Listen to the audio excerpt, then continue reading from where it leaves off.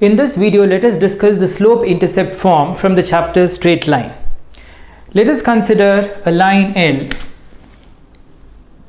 which intersects the y-axis. So let L be the line and let the slope of this line be m. Now the point where the line intersects the y-axis, let this be 0, c. So therefore C is referred to as the y-intercept of the line L. So we use the general equation y minus y naught equals m into x minus x naught. Now what is the point? The point is 0, c. So therefore x naught is 0, y naught is c.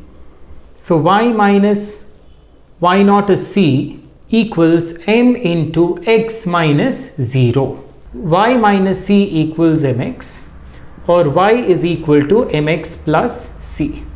So this is a very important equation. So this is case 1 where we have the y-intercept of the line L.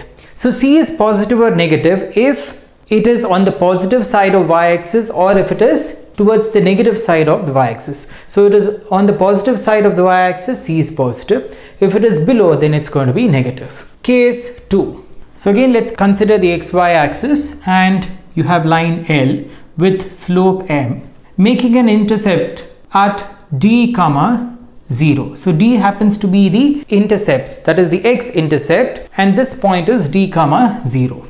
So again we have the equation y minus y naught equals m into x minus x naught. So here what is y naught? Y naught is 0. So this is x naught and this is y naught.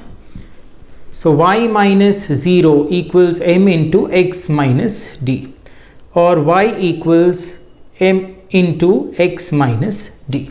So this is another important relation. So even here d is positive or negative if it is on the positive x-axis or if it is towards the negative x-axis. So d is positive if it is towards the positive side of the x-axis, it is negative if it is towards the negative side of the x-axis. To view all the other videos for class 11 mathematics and physics, click on the I button or go through the playlist. So do not forget to like, share and subscribe and press the bell icon to get notifications of all the further uploads, and thanks for watching.